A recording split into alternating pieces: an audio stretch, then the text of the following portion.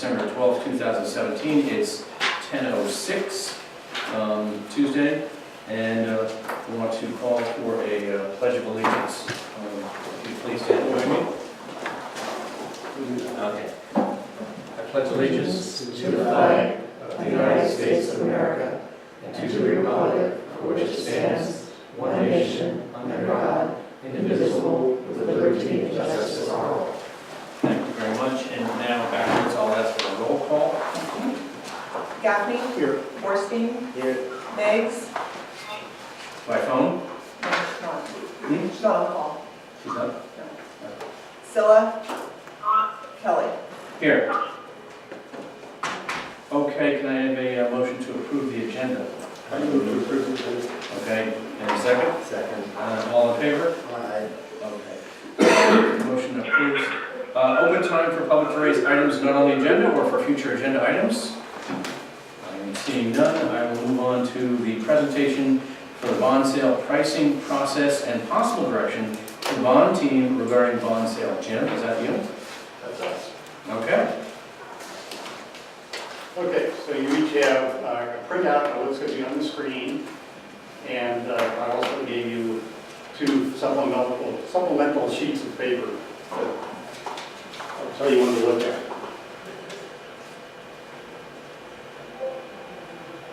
You can introduce your team too. So here we are. This is the introduce the team page.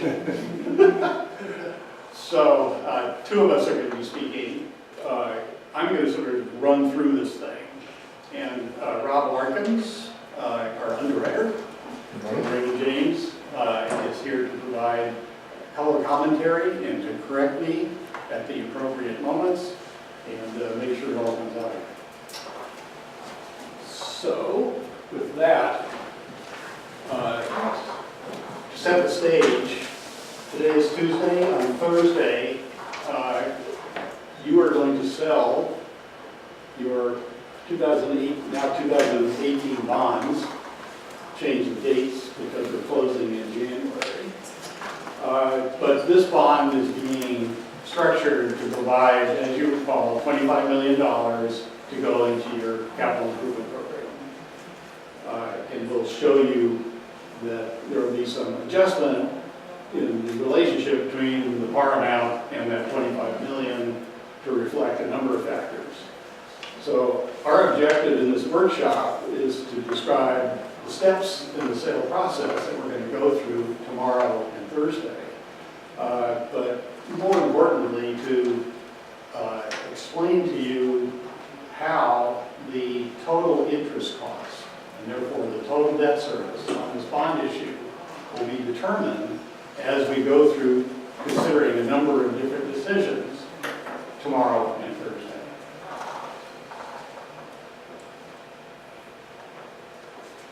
So let's go back to basics. We're selling municipal bonds. So what is a municipal bond? It is a fixed income security that pays a fixed rate of interest semi-annually and pays the face amount in full on a stated maturity date. The bonds are issued in multiples of $5,000. Under current law, the interest income to the bondholder is exempt from state and federal personal income tax. Lost Valley Public Financing Authority, or JPA, selling 2018 revenue bonds. Those bonds will be sold with maturity dates on January 1, ranging from 1 year, January 1, 2019, to 25 years, January 1, 2043. The bonds will probably be subject, and this is a really important point, will probably be subject to early redemption by you. You're going to have the option to pay off all these bonds at par after 10 years. This is a critically important option. Your ability to do this, to pay them off at par early, is valuable to you because basically it creates the opportunity for you to refinance them if you can get lower interest rates in the market. So very, very, very important in our business. So that right to redeem them after 10 years is called call option, and it ensures, on the other side, it ensures the bondholder that they're protected from your redeeming them early for 10 years. It's very important to the bondholders. A little later in the presentation, we'll talk about the fact that we may actually want to shift that option to earlier than 10 years, which is possible. So, now we need to describe to you what is a yield curve, which is a very important concept in this game. So you're going to have bonds maturing on each of 25 maturity dates, January 1. On each of those dates, you're going to provide the investor a different yield. In other words, a different interest return. And there's a process we're going to go through. This is a critical thing that we're going to do tomorrow and Thursday morning, is determine what those yields are going to be. They're actually finally determined after all the bond orders come in, and we're going to tinker to give you the best deal we possibly can. So typically, to compensate investors for the term of their investment, they're making a loan to you by buying the bonds. The yields increase from the first year to the 25th. And together, all of those yields determine what the cost of the money is to you. And we're going to go through how that's calculated. So on the next page, we have a table with a graph showing yields to investors year by year from year 1 through 25. Are these numbers on the left actual, or are they estimates of interest? Because we don't know the interest rate, do we? You don't know. So these are just what it could This is look like this. This is Raymond. Yeah, this is a guess as of December 6th. December 6th. And is it a double A rated? What is it? Is it the This is an insured A+ scale. insurance plus? Yeah. And Jim, I mean, I think that, because you're gonna get there, that these are your yields to call. That's not the, so that 284 is your yield to call, which we'll get into, but it's not, Yeah. that's not your real cost. Yeah. We have another page. So, yeah, no, I just, Yeah. but I don't want anybody to get fixated on 284 and say, wait a second. Does everybody know we got upgraded? Yes, that was awesome. Yeah, and congratulations, by the way. You got a good report. So this is, yes, these are yields to call. We'll get into what that means here in a moment. But the point is, I just wanted to illustrate for you a sample yield schedule, low in the beginning, higher later, and then when you put them on a graph, it makes a curve. That's all I want to do on this page. Have them just get the concept that it ascends over time. All right, so we're now going to get into yields, coupons, and bond prices. For each of those 25 maturity dates, the district, with the advice of Raymond James and Sanitary Capital, we are tomorrow and Thursday, primarily tomorrow, we're going to assign a coupon and interest rate to each of those bond maturity dates. So then, an investor in the coupon, on almost every maturity, the coupon on the bond is going to be different than the yield to the investor.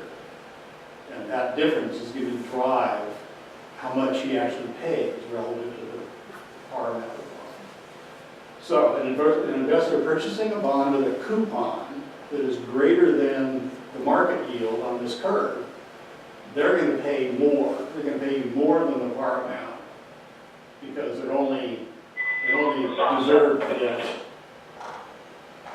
to get whatever the yield is, and if the coupon is 5 and the yield should be 2, they're going to pay you 120% of the par amount. Yeah, We'll show you exactly. Isn't this fun? You having fun so far? Excellent. What's all over the total? I don't know, what is with the phone? We are waiting for Andrea to join the call, or join the meeting. She'll be jumping on at some point when she's available. And we also have Dr. Meggs, who had asked if she could call in, and so she may join the call. And that was Sasha, she's just. Oh, this is like a free conference call number? Yeah. Okay. On Thursday, when this all happens, will you be here? There was some talk about a projector somewhere being able to watch everything online. Yes, Does this happen? the projector will be Friday morning, which is we're going to watch is you know, all the orders Thursday. Thursday morning. Thank you. It's Thursday morning. Which year? No. Yeah, right. Fair question. Right on time, 1 hour, 1 day late. And it's going to be here, was the question, right Yeah. upstairs? Today's Tuesday. Tomorrow, we're going to spend a lot of time talking about what the coupons and the yield should be. The bonds will be in the market, available to holders, on bond investors on Thursday morning. And it's Thursday morning, we'll be upstairs with the screen. At what time does that happen? We're, Do we know? we're going to discuss that after the presentation's over. Where are you going to be, Rob? Are you going to be in your office in the Yes. city? I mean, most likely, we'll suggest that we have a call with staff or whoever, and Jim and Martha, at 7 on Thursday morning to touch base. So we'll have a call tomorrow afternoon, kind of set kind of where we are. But the market's been so volatile that Thursday morning, touch base call, and then probably run an order period till 9:30, the 10 o'clock wrap-up call. But we'll get to that. And that, just to be clear, that won't be a board meeting, that's just, like, Yeah. if people want to come up and look at it, great. Right. Just to ask Jim, or Ron, is there any way that if someone wanted to view some of that information remotely, is there any option there for just a viewer? Sure, I mean, portal? presumably not just any person off the street, but no, we use this vendor, everybody uses a system called iPrio, and whoever you want to be permissioned, Oh, very good. and they can So if we download. sent you like email addresses, could Sure. they log on and see? Anyway, so that's an option too, so you can kind of, I thought that might be available these days. Good. Okay. Thank you. Jim, I have another totally different question coming back to these, just for the mechanics of this. So for example, at a 4-year maturity coupon, our trustee, BNY Mellon, is, or assuming it is in this case, Yep. at the end of 4 years, they are paying off that individual, I'm using the word coupon, is that the right term? It's actually the bond. The individual bond, that's right, Yes. thank you. So that individual bond is going to be paid off, the face value and whatever interest. Now, if it's been traded back and forth in the meantime, those transactions are whatever they are. Yeah. But whoever holds the bond at the end of the 5 years, BNY Mellon says, bond's done, maturity's paid, here's your money back. Ballpark 1.7 million, something like that. Right. So it's all the stuff, I guess, for everyone's, because all this other stuff we're hearing about, where there's differences between yield and coupon rates and so forth, is all of that never-ending market trading between the day we sell it and the day that it. The district basically knows nothing about the yield. Right. We don't have anything to do with any of that. Then you don't care. So we don't care, it's You don't just that's what the market's doing. Right. Good. Okay, so 3 things on here. We're going to set coupons. Investors may be paying more than par if the coupon is above the yield that they get. That's a premium. And if they're purchasing a bond with a coupon that is below the market yield, they'll pay less than par in order to end up with the right yield. And that's called a discount. Excuse me. Okay, oops. Yes, here we are. Okay, the page with lots and lots of numbers. But let's focus on the line that is highlighted in yellow. But first of all, what is this? So here, once again, on On the left-hand side is the maturity dates, 25 of them, we've already mentioned. Under amount are the dollar amounts of the bonds that you're selling on each of those maturity dates. In this case, this is the premium pricing approach to setting up the bond issue for sale. And you can see every bond has a 5% coupon. And that means that the investor, every 6 months, or a total for a year, if he buys that bond, he's going to be receiving each year 5% of the par amount, right? That's the interest that he's earning. If we look at the next column, the yields, and these are the same yields that are on the curve on the previous page, and if we were to use this pricing approach on December 6th, this is what Raymond James estimated we would actually end up selling the bonds at. You can see that in every case, on every maturity date, and let's just follow the yellow line.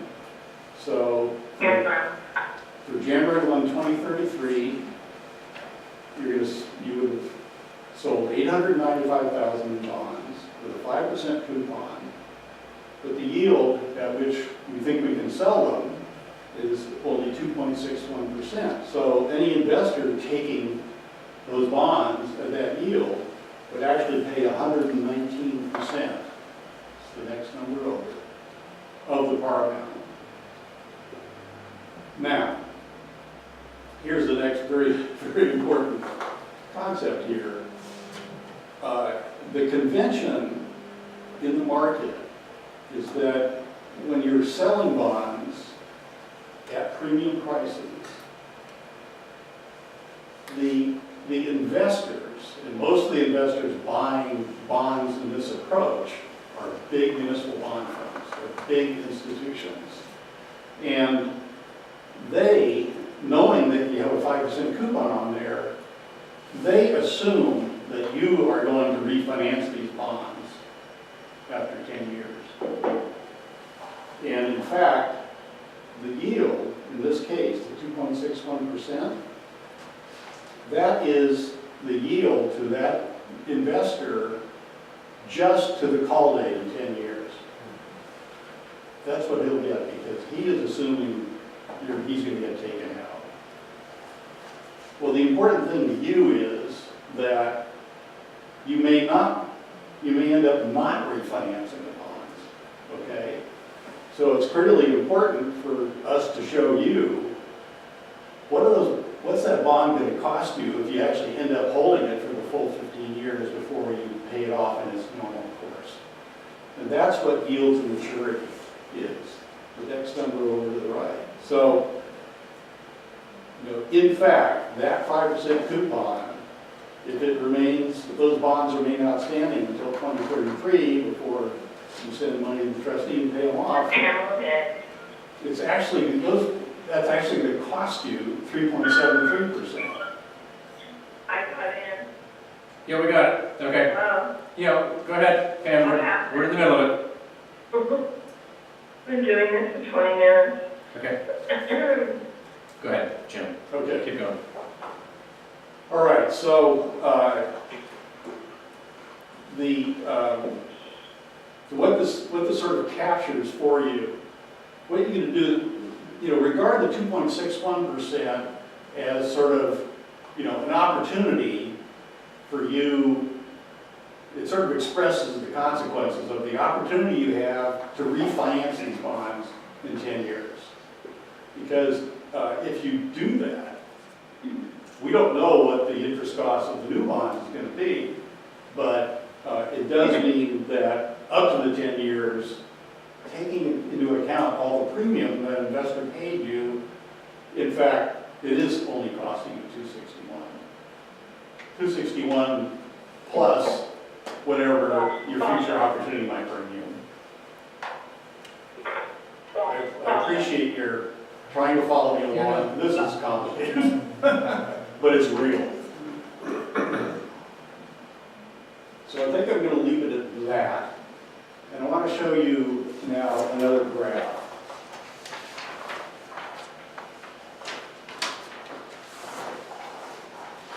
So here we are, we're back with the premium scale. And I've added in the yield to maturity scale.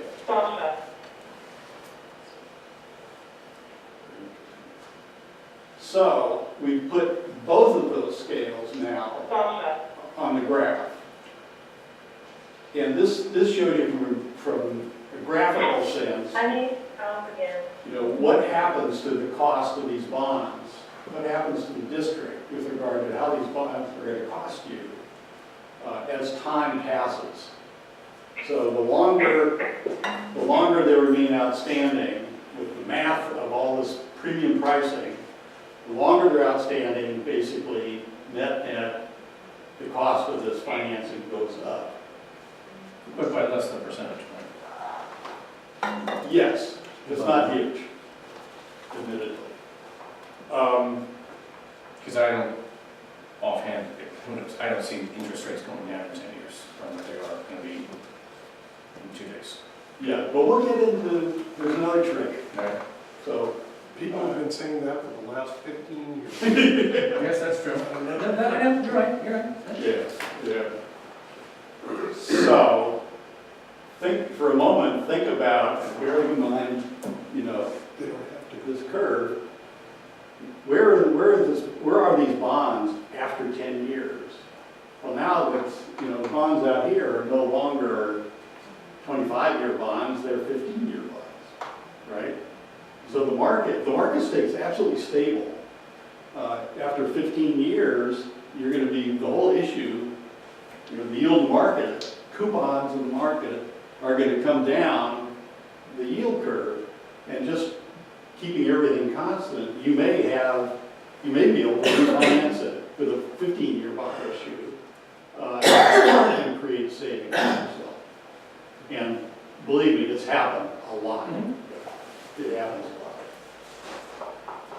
So that's this is sort of the premium pricing gamble option, intriguing decision to make.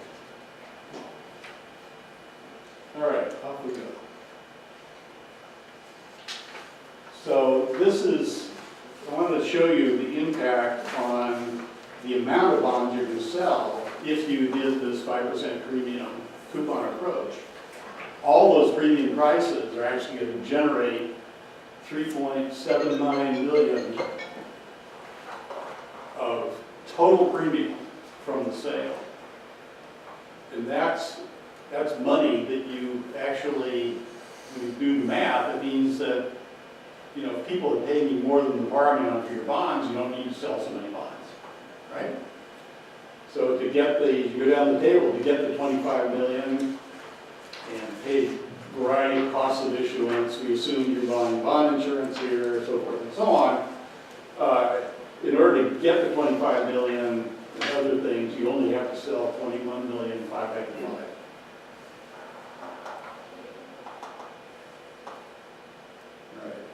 Next. Wait a minute, where did you get that number? They don't teach us this. You just said Because you 21 million, okay, got it. Okay? And we don't have to add the insurance to 76,000. Yeah, all that's gone away now that we know what your rating is. Okay, so now we're going to shift gears and look at how we might also sell your bonds using discount coupons, discount pricing. So here we go again, same massive numbers, all the same bond maturities. The amounts are all going to be slightly different here because with discount pricing, you got to sell more bonds. So instead of at the bottom of the amount column, under premium pricing, that was 21,585,000. Now it's 24,545,000 because of the discounting. So next, under interest rates, here's an approach we could use. Raymond James actually recommended this in their proposal. Here are yields that would be, they recommended to sell bonds with those coupons. And you can see, now look at the prices in the first 10 years or so. These coupons are still above the yields, so we're selling all those bonds at premiums, but beyond the call date, we're selling them at slightly less than par. So let's look at what happens. As I said, the yields here are different almost all the way through the curve. Back into the curve. So let's look at what happened to our yield curve. So interestingly enough, I've got on this graph, first of all, what we put up there for the premium scale. And in between, on the long end, in between the two cases of ultimate cost for the premium pricing, boom, here's the yields for discount pricing. What's important about the discount approach is that that blue line in between the other two is certain. It's locked in at the date of the sale. So with the coupons that we put on there, it's unlikely that you're going to see an opportunity to refinance these bonds because the coupons are low. And so this sort of illustrates the choice that we have in approaching what coupons and yields to offer in the market. You know, do we want to create an opportunity for a refunding sometime in the next 10 years, or should we take what we get and lock in now? Can I ask you hold one second? Of course. Mary, the agendas have me adjourning the first meeting and starting the second meeting. Is there a particular reason for that? Oh, at 10:30, is that what you're asking? You can continue, that's fine. We just had to notice. And we'll have to approve the agenda then at some point. Yeah, we can move in whenever you're ready. Okay, thanks, go ahead, Jim. Now, I want to pause here and have you look at those two extra sheets of paper that I gave you.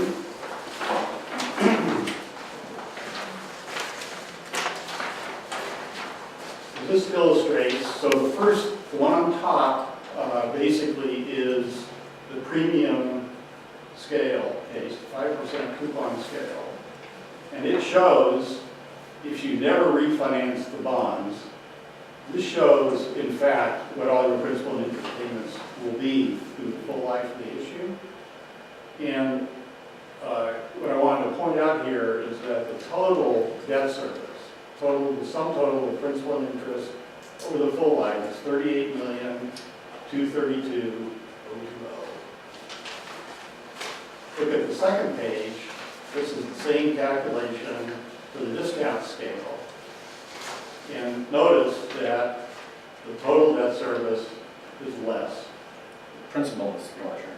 Principal is larger, the coupons are much lower. And the net effect of taking that approach is the total debt service over the life we're going to lock it in, you know, on Thursday. And it's less dollars spent out of pocket than the premium case if you don't refund the premium bonds. But we get more principal bond money? You're going to get the same. You're going to get $25 million for your capital program regardless. So, And this is sort of the heart and soul of. so what we're trading is about $1.6 million Yeah. higher debt service, but that would be over the life of the loans. Right. For the expectation that we will be able to refund after 10 years, and say more than 1.6 million, I suppose, something like that. Right. And if we have really high coupons, you guys correct me if I'm, you know, the yield curve here is in the 1 to 2, just under 3, but our coupons are either 4 or 5. And 15-year coupon at 5, slow back and it was 25, now it's 1 year. Seems to me there's a high probability that we will Doing it to refinance it. not 100%. Yeah, I mean, as more time passes, you know, the whole bond issue moves down the yield curve, and your opportunity to do the refunding gets better and better. Why did you use a 5% coupon on the premium bond and a 4% premium on the first 10 years of the discount bonds? What if we used 4% all the way through? Well, I guess the first question is, would you recommend 5 or 4, just say at this time? So one of the comments I did want to share too is it's not going to be an all or none. I mean, if you said you want to sell all 5% bonds, there's a price for everything, but most likely our underwriter would come back and say, you know, there's interest for 5s, you know, this maturity. Inside the call date, as Tom knows, you don't care because the yield's going to be the same, and so you're not giving up any optionality whether you have 3s, 4s, or 5s inside the 10-year call date. But after the call date, that jump that Jim shows, which our underwriters refer to as the kick, there is a lot of variability in terms of what people want. So we are agnostic. I mean, we're here to sell bonds that meet your preferences. But I would say with the market gyrating as much as it has the last few months, there are, and I don't want to go take your pages on No, go. So in a low interest rate environment, which we are in, and Tom's right, that people like me are telling you that rates have never been lower for the last 15 years and then they go lower.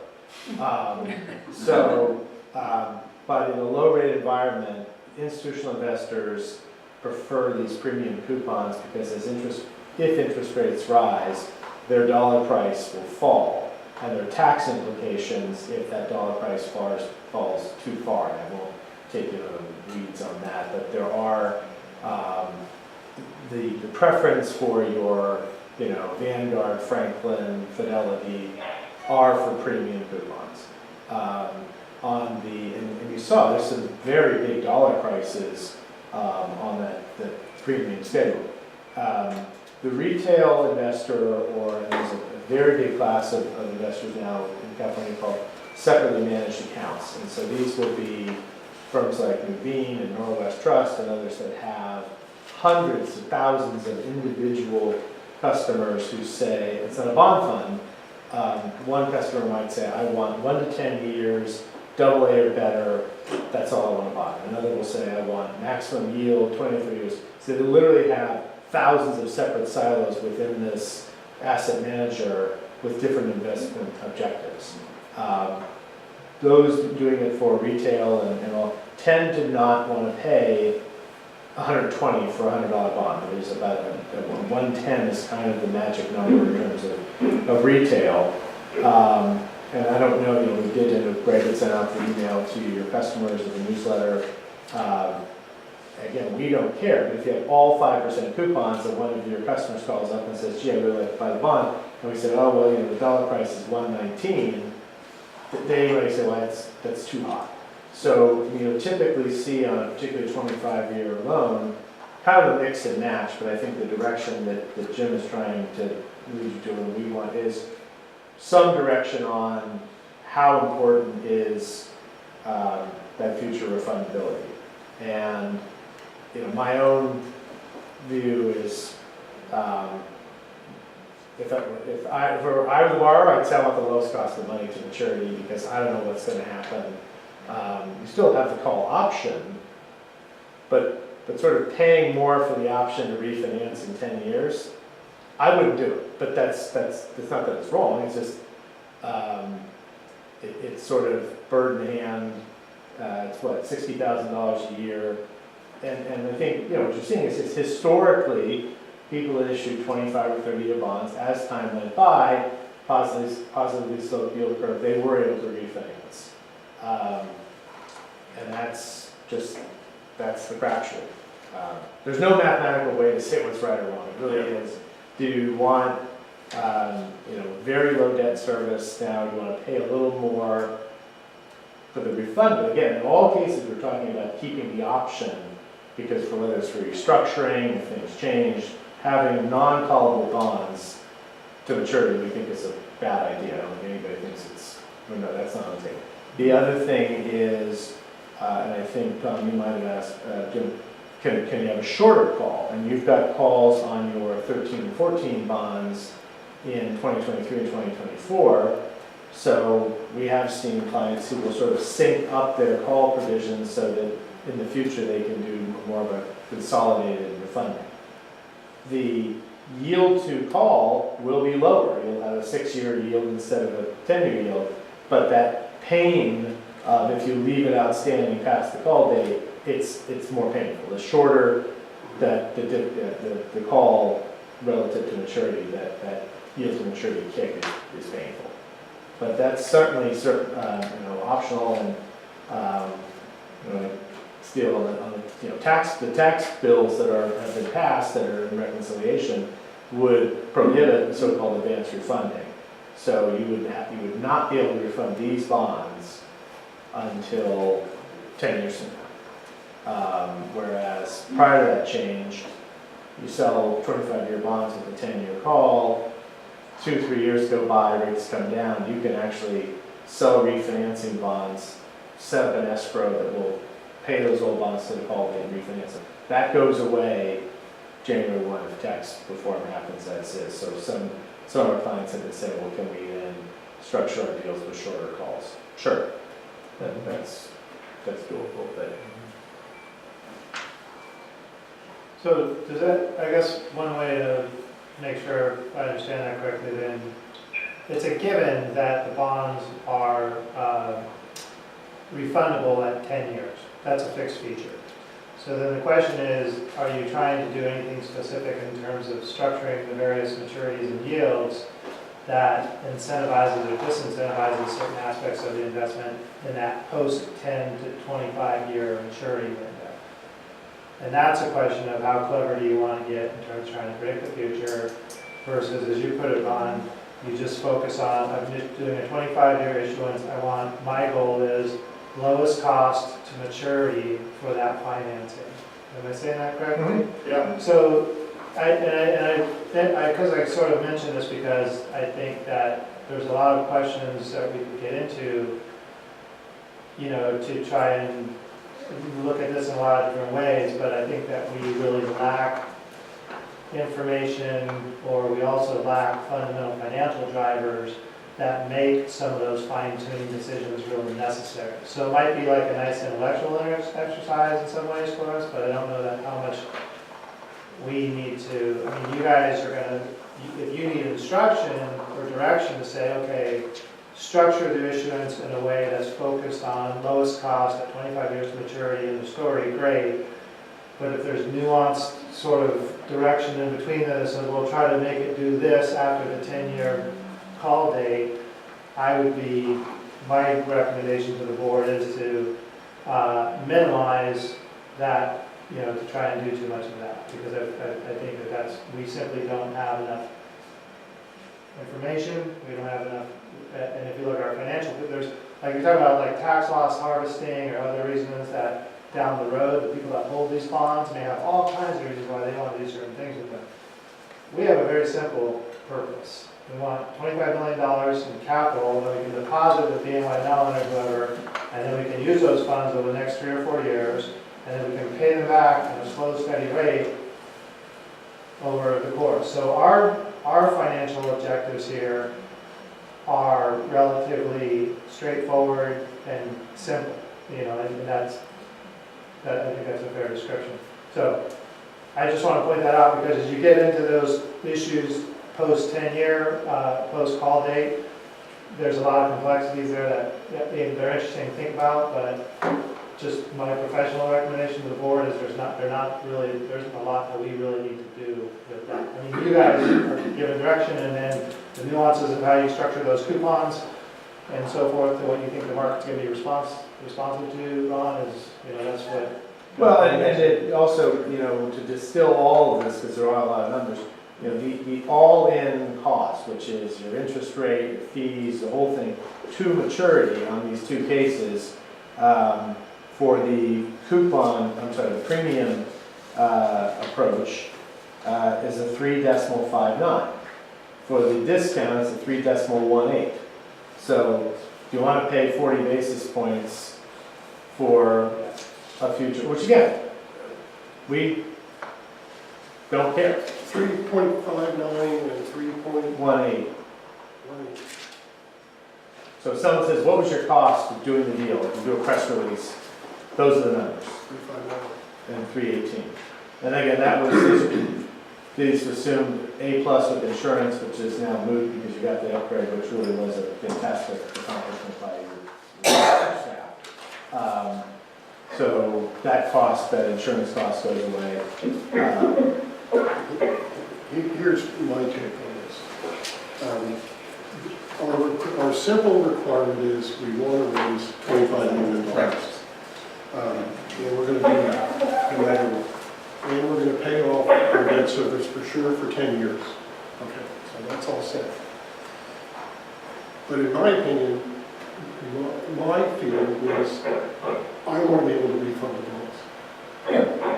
And so if we go and I'm willing to pay some more for that in the short term because I think in the long term, it's not, without knowing for sure. But I like the refunding possibility. I think it's, everything we do for this district is really long term. And the longer term is that we've got a really good chance of being able to refund a 4% coupon or a 1% coupon. Well, again, it gets back to my view that do I think, and it's a guess, do I think interest rates will drop significantly? No, but the option is if we continue to improve services, we can increase our credit rating, which means if we refinance, we get an even better rate. So I think that's the savings, not so much that I think interest rates, I'm not betting that interest rates will drop. I wouldn't bet on that. If interest rates rise a little bit, maybe even 1%, we may still be able to refund these. Probably would be. Don't you think? Because you have 15-year bonds at 5. Yeah. So, We definitely, well, not definitely. no, and the other thing is that 15 years is fine. If you were doing 17-year bonds today with a 10-year call, if your tail is only 7 or 8 years, there's a point at which the costs and the brain damage of doing refinancing don't pencil. But if you've got 15 years, certainly going from 5 to 3, it's 2% over 15 years. That generates enough savings to make the whole thing. But am I right that is much more likely to save us money if we increase our rating than? That's Right. that's certainly helpful, yes. There is a yield spread between a AA minus and a AA or AA plus. And I know what you said, the last 15 years, but I just don't think interest rates are going to drop significantly in 15 years. We don't think they're going to drop. So, and they probably, if I say that, they will. But they don't have to drop. That's right. That's the deal. It still makes And then sense. they can go up. They can go up some. They can go up some. So, my feeling is that the fact is this organization continues to improve its financial situation. So I would agree to wanting to refinance based on the fact that we're going to work hard to continue to improve our credit rating. Let us. I don't think we can get up at AAA plus. That's never happened. Right. I think one more piece of information that we could put into the mix here, and this is a decision, that we'll make. This is whether we're doing premiums or discounts or whatever is basically we're going to work out amongst ourselves tomorrow and Thursday morning. Greg's absolutely right. It's important to have a sense of your preference. I think it might be helpful then if we were to run a case where it's now 10 years later yield curve stays the same. Now 10 years later and show them, you know, what the potential savings could be, you know, with a premium scale after 10 years. Sure. That'd be cool. So your process then, Rob, we're going to set up we're going to go out with a scale to the market. And you're going to hear from underwriters, gee, this one doesn't work, but I could do this. Is that right? Yeah, so in fact, given this is the busiest week in the history of the business, there's 25 billion coming this week. So when I talked to our owner, Parker Colvin, on the way over, you know, he was saying, look, can we get some direction today, because he'd like to float price talk tomorrow, which is, you know, we give the sales force sort of, here's where we're thinking, and it's all a big, you know, dance. And investors will say, well, we care, and one other thing, and we're not going down the rabbit hole with you, but really what investors are talking about is spreads to this MMD index, is how they view things. And so, like, for example, we snuck a deal in the market yesterday, right? Today's Tuesday? Yeah. For Napa Sanitation District. They were concerned about volume, and so we, you know, put it out there yesterday. And the price talk with investors was 5 basis points through the index, and which was aggressive. And then it turned out that we were able to get it done. The index actually rose, so they ended up coming, you know, 8 through the index. But that's what people were investors were looking at, is because it was a non-callable bond, so it was 10 years. It didn't really matter beyond then.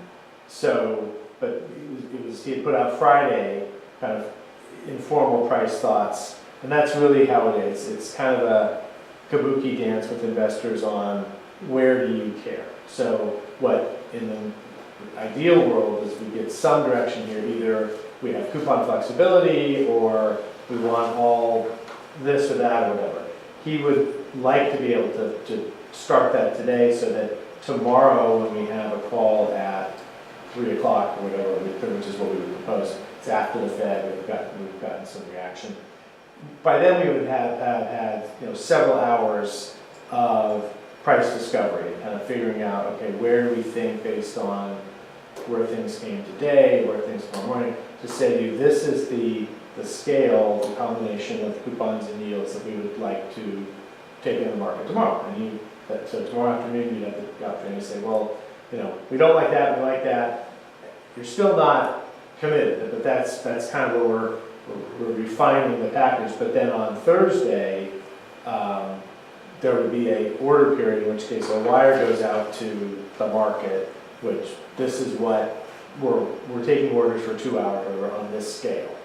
You'll watch it here and see what orders are coming in and all, and hopefully we've got, you know, the bonds are here and the orders are up here, and then that gives you the opportunity to reprice and lower your cost. There could be a case, I mean, we're a joint senior manager on a very large deal today for the University of California, and, you know, they hit some rough air, and we're retinkering and moving things around. And so, you know, there can be a case where there's one maturity or 2 maturities that just, whether it's relative to bonds around it, you don't know why, but like nobody wants them. And then the question is, what do we need to do them? And of course, we're underwriters, and so there's an amount that we will say, well, we think these are fair prices, and we're prepared to underwrite the loan at these levels. And you hopefully say yes, but you may say no. Once you say yes, and even if so for example, if we run the process, it's wildly successful, we lower interest rates, you give us the award, and we go back to investors, they may drop. That when we say this is the interest rate package that we're willing to underwrite the bonds, you're out of the picture. And if the investors say, well, you know, we wanted a 372 and you lowered it to a 368, we're out. That's our problem at that point. That's the game. Don't know if that helped or. Yeah, no, that. So, you know, I've always told Jim I want NDO. We don't necessarily need this on this issue. non-descending order of coupons, you know, they can't dip lower and then go back up. Because you may need to sell one of your bonds at a slightly lower coupon. You may need to price, so I'm okay with that. I mean, it could be that you want 5s to preserve your refundability, and some investor comes in with a screamer order with a 3.5% coupon and a discount, you look up and say, well, in that case, and it's not all or nothing, they say, sure, we'll do 4 million bonds like that, but we'd like to keep a certain amount of calls. It doesn't kill your refunding ability. No, it changes it, but it doesn't kill it. Okay. Well, let us, run these numbers, we do it pretty quickly, right? Well, I can't, but, Yeah, no, but, neither guys, but Ken. I know you have. but I have people, and they're very good. Yeah. He's got the ear to the market though, Yes, right? that's true. He has young, bright people.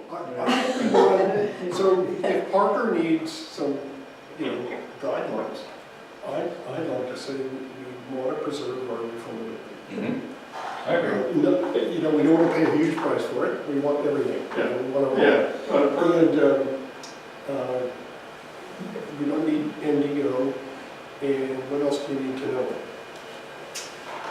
Let us go crunch these numbers, talk to Parker, and, we're going to send an email to all of you before the afternoon is over. Okay, with the preliminary pricing?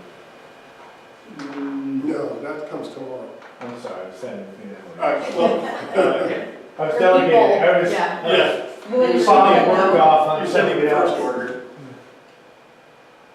Probably. I need to get there with Rob. Are we? No, but I'll tell Parker, I'm copying him, that you want to preserve, refundability. Yeah, So Right. that telegraphs to him, Yeah. we want to run 5s. Or fours. Yeah, well, the interesting thing with 4s is, there were, for a while you had sort of the 5 buyers that were the bond funds primarily, you had the discount buyers, there were sort of the buy and hold insurance companies who like this credit, who would buy 4s. 4's kind of a tweener in terms of investor views, but we did have a period, a month or so ago, where there was big demand for 4s. Okay.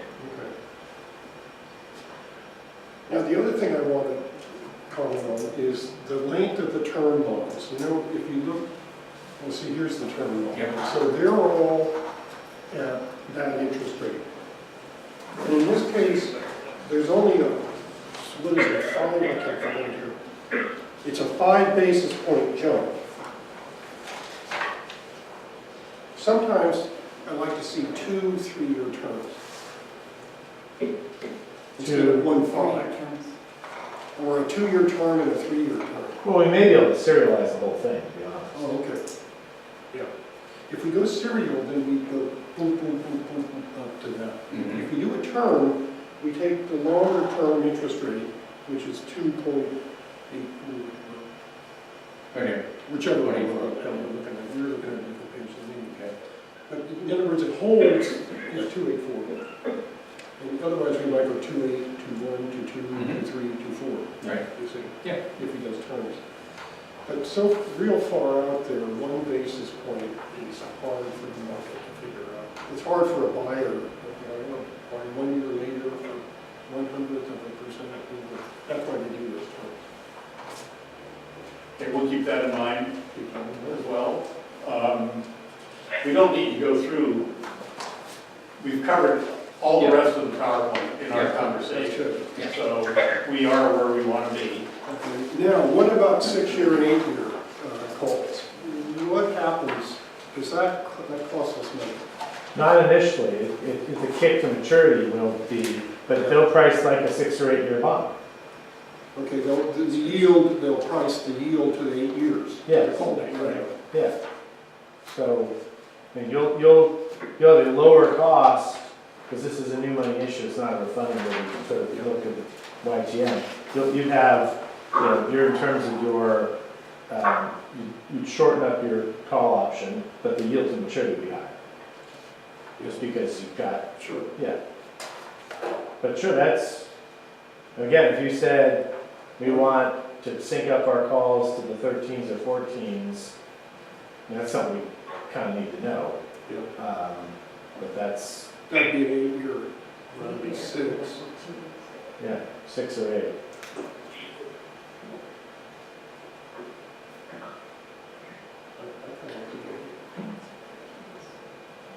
That adds, does that add You should to, run that as well. can you run an 8-year, I think 6 might be too short. Well, let's look at something. If we're trying to tag it to one of your prior bonds, I don't know to memory. The 13s and the, Which is bigger and which goes at, 13, the 14s are bigger, they're okay. 30 million, Yeah. and they had a 10-year call, so whatever that is, 23. 4. Right. So 23 would be, well, that's really short, that's only 2, 3, 4, 5, that's what it is. I'm just saying, if one of those bonds was short, syncing up to have a combined funding 14, 20. may not be the best idea because you're not sure the funding potential of whatever one it's syncing up to. I can look at the cap flow, you may know the final. Well, it's callable in 2014, I mean 2024. Let's see.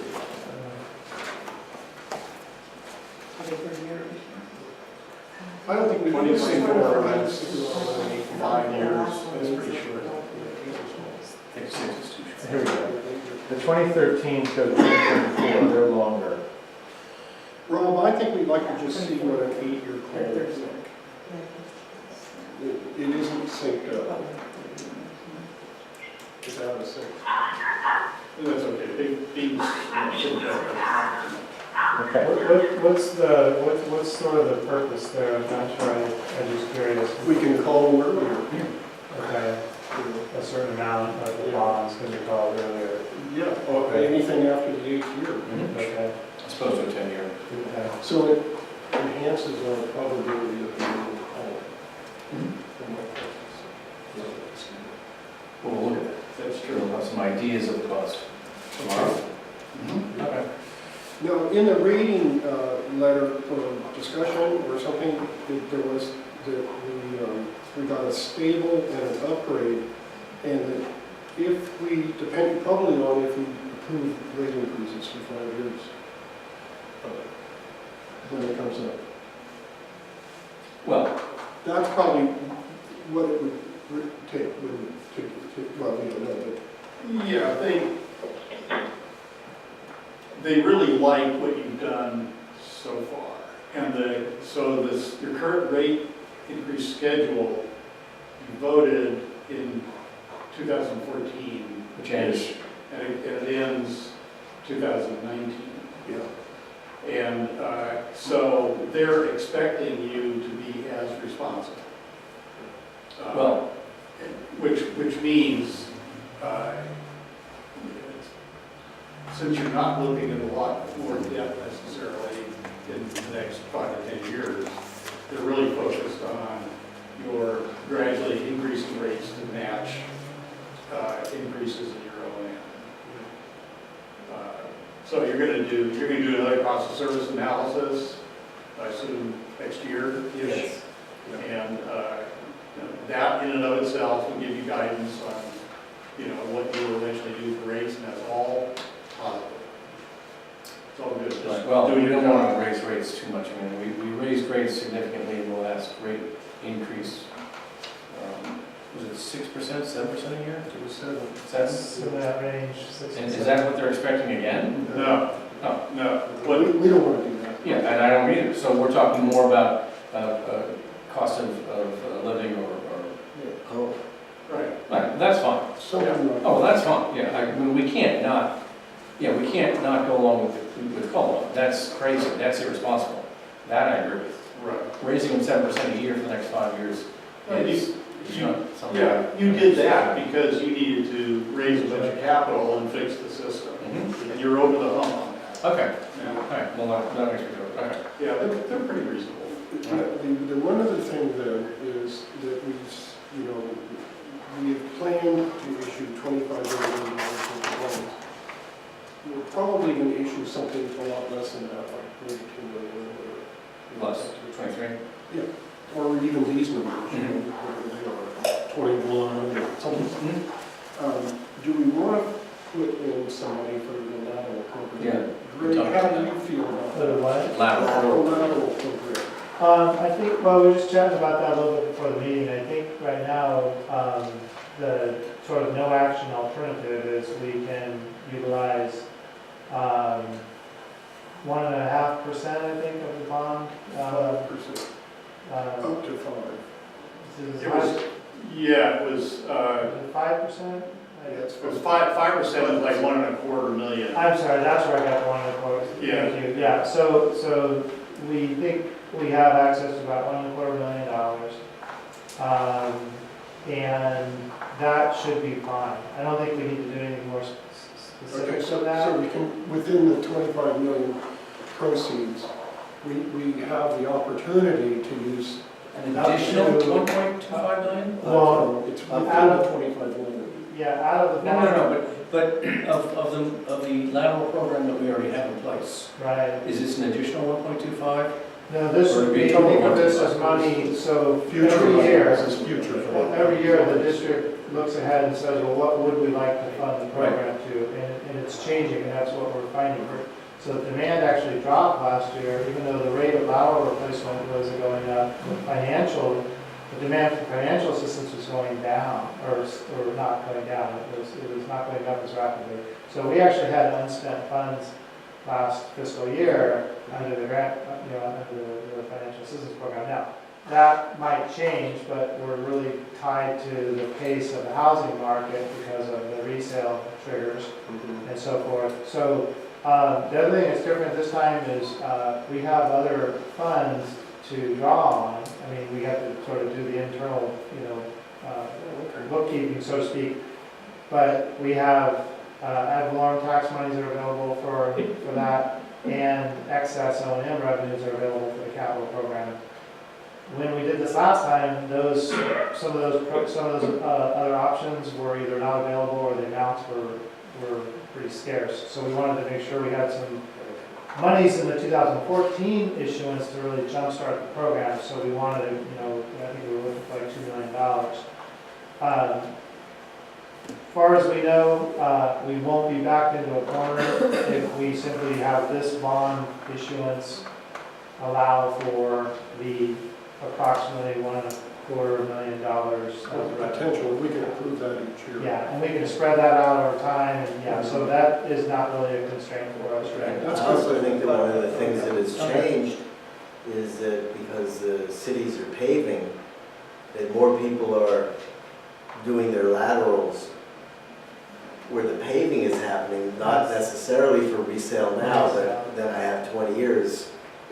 to Well, sell. yeah, and there's a number of factors at play there. I mean, these are all sort of anecdotal, but also because of the housing market, has had the pace that it's had. The grant assistance requires 3 bids, which takes time, and what we are hearing, anecdotally is buyers and sellers they're not bothering with the financial assistance because it's not worth. Maybe we ought to make it easier, but that's another.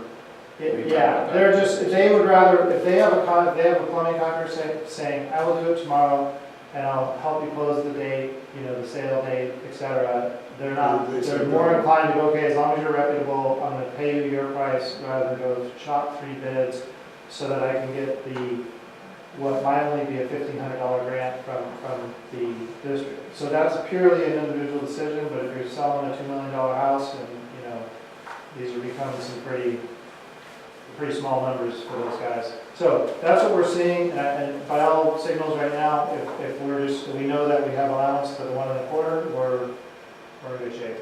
So no need to actually increase the 25 million. No. Well, No, okay, no, I was no. gonna ask, I don't think that there is, but I wanted to ask the question, partly just out of curiosity, and, let me go to your one slide you had, you sort of said, I meant to ask the question when you were on it, but, go to slide,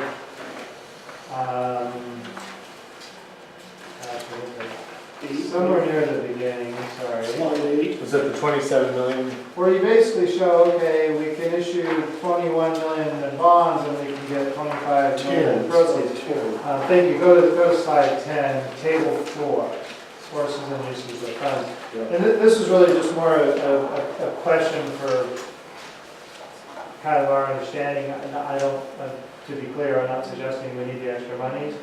But if we wanted to say, well, no, we want 25 million plus whatever extra can come along from premium pricing, or from the, I'm using the right term, yeah, from the premium pricing. And in other words, last time when we did the $30 million bond, we sort of said, well, we ended up with 33 or something in revenue. Did I describe that correctly? So my question is, how much real influence do we as the issuer have to say, well, we want the 25 plus whatever the market, puts a premium on top of that, versus we've taken the approach that says, we only want 25 million. If the market decides we only need to sell 21 at par, and then we, through the premium pricing, we get to the 25, great. So this is just more of a question for our understanding. If we said we want 25 plus whatever the gravy is, what would you tell us? Well, we can certainly do that, and you'll end up, as I said, we're going to go through this whole pricing discussion and end up with some premium amount. We don't know what it is at this point. Okay.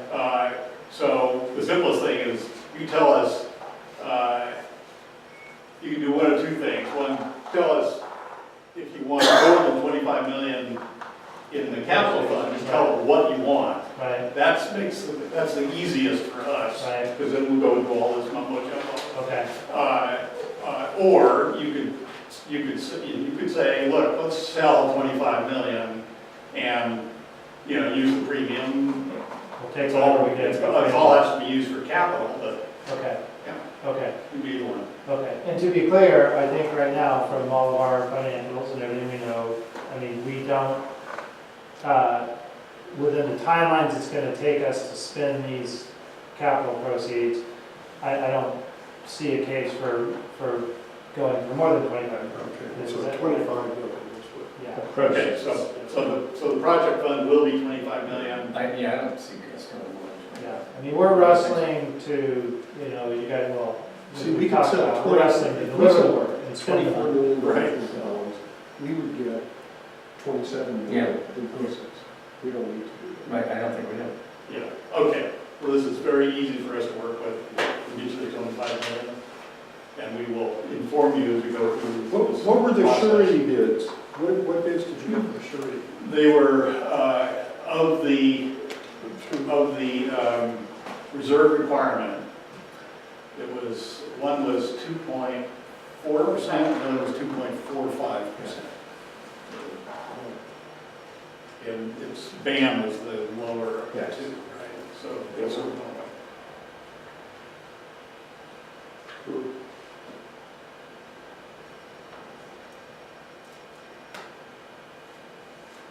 So we will, this afternoon, we will send around an email with some numbers addressing, after 10 years, refunding opportunities. Will we send it to every board member? I think we should, right? I think anything at this level, yeah, should, It's information. yeah, it's informational only, we're not looking for, decisions or direction from the board. Yeah. Right. Okay. So the other thing is then the timing. So when should we be here? So what happens tomorrow? Do we get, tomorrow we get the pre-pricing? So the recommendation from our underwriter is they'll be all ready to talk about how to price this thing at 3 o'clock tomorrow afternoon. Okay. And is there a pricing call?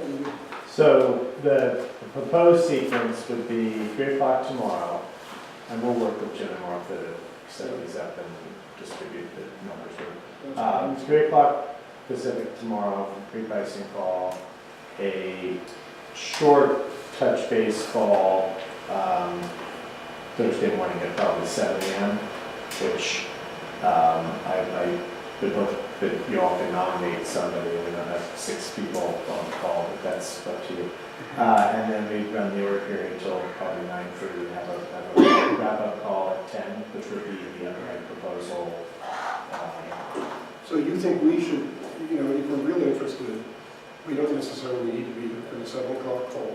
No. But probably 8:30, 9 o'clock, some point, is that? Oh, Well, this will be live probably at 7:30. So any, if we wanted to get here at 7:30, But again, if you, Tom, we can permission, if you give us your emails, we can get you permission. You'll get a email along with my pre-out. you know, we'd like to do that. Yeah, I don't think I can be here, so I can remote in front of you. Yeah. Yeah, that's a lot easier. I like it, but I'm planning to be here.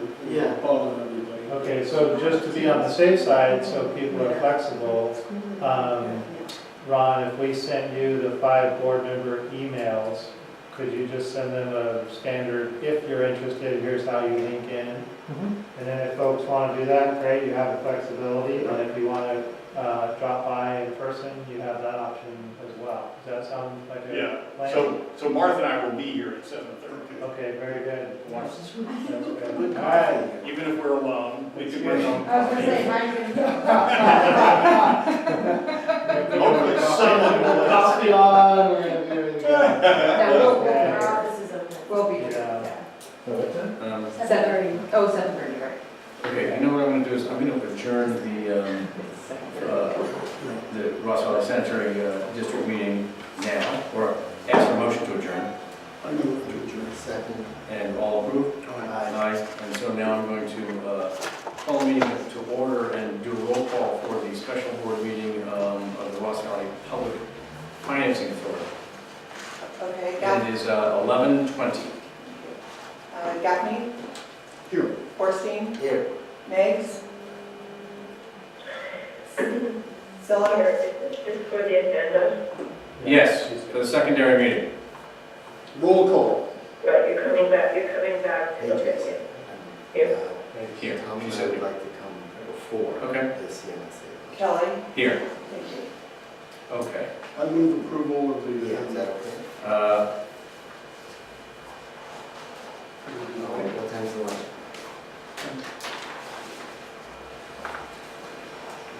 Let me just confirm that with Tom after our meeting, what's happening in the second. I'm ready for a second. Do we have a second to approve the agenda? Oh, I moved. Okay, all in favor? Aye. Aye. All opposed? None, and Pam, did you vote on that? Wait, Doug, I can't hear your motion. We were moving to approve the agenda of the Ross, Pam, we are moving to approve the agenda of the Ross Valley Public Financing Authority meeting. Moved and seconded. Okay. And now I would ask open time for public to raise items not on the agenda or future agenda items.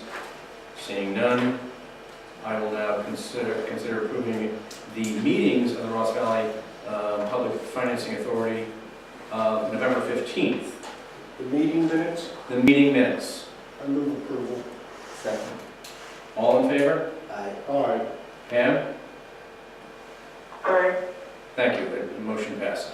The presentation of bond sale pricing process and possible direction of bond team regarding bond sale is already really accomplished in the first meeting, so I'm going to waive that agenda item. And now I'm going to call for an adjournment.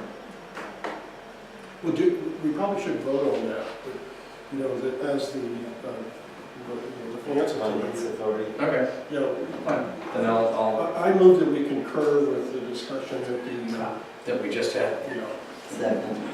All in favor of that? Aye. Pam? We gave some, Andrea, I can't tell what the motion was. I can't either. It's the worst reception. It's really bad. Go ahead. Say it again. well, Andrea, you're there. You know what we've been suffering through. Go ahead. Pam, we gave some direction for the bond sale process. I'm not sure how much of you heard it, but the 3 commissioners here did, and we're suggesting that we approve what we recommended. As a sanitary district. And you approved, what did you recommend? To go with 25 million?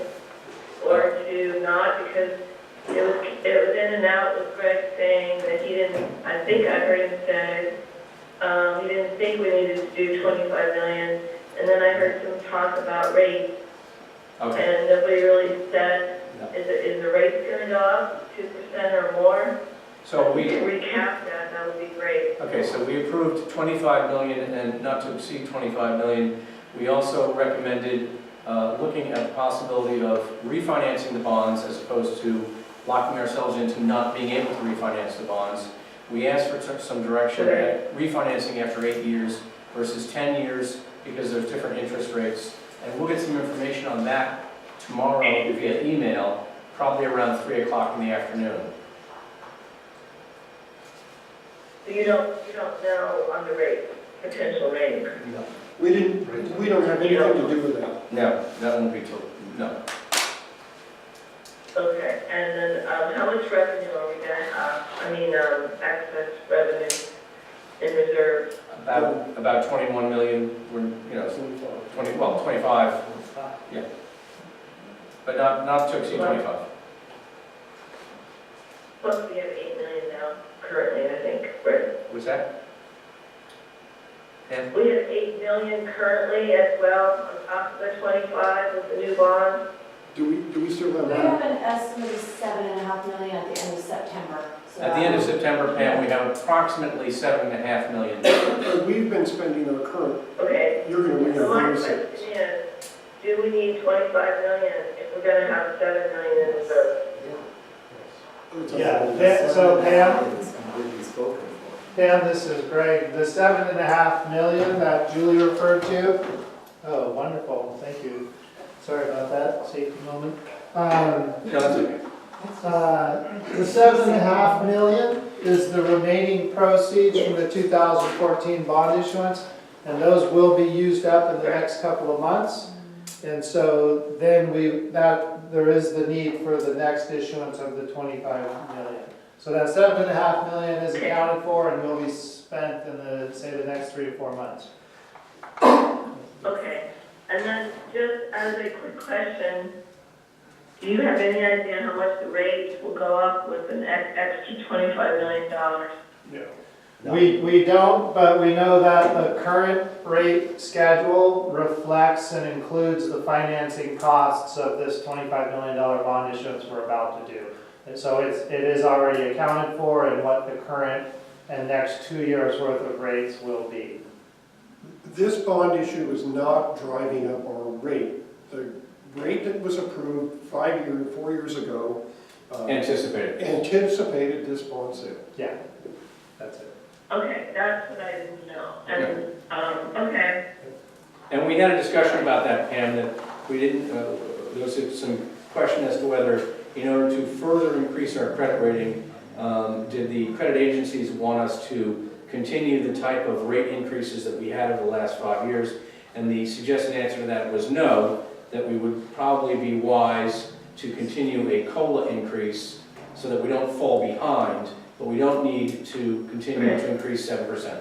So with that, we have a motion and a second to approve the advice. How do you vote on that?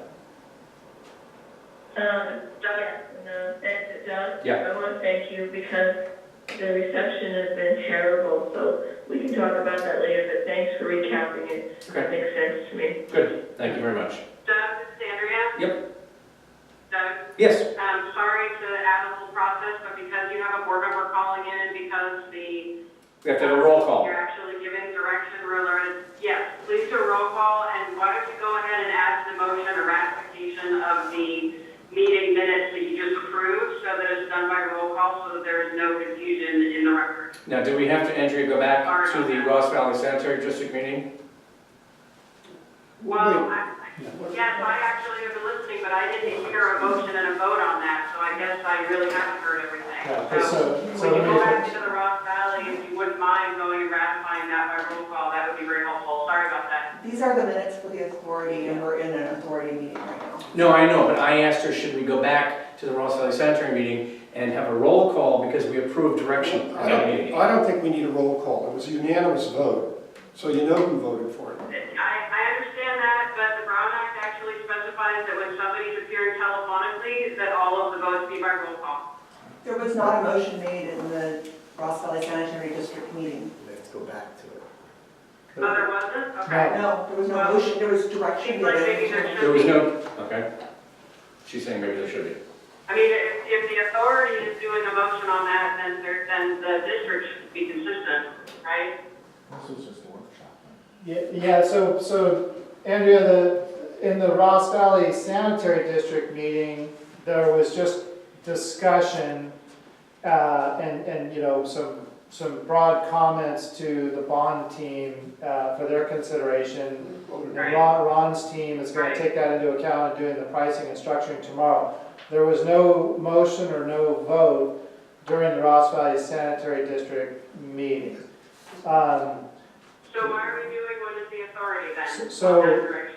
So when we opened the authority meeting, the question was asked, should we generally, it was recognized, I think is a better way to put it, the authority generally agrees with the immediately preceding discussion and the direction that was provided to the bond team. And that was just for the record, to show that the financing authority board, so then the only official action that has a motion in front, associated with it, is for the Ross Valley Public Financing Authority to approve the meeting notes from its last meeting. And that's what we were getting ready to call on, and I think that one does need the roll call vote because of the remote participation. Yeah, if we, and this, I want to make sure we cross our T's and dot our I's because as council, I'll be relying on those minutes for part of my opinion as part of the bond financing package. So if Okay. you don't mind doing that by roll call for the meeting minutes approval, that would be helpful. Okay.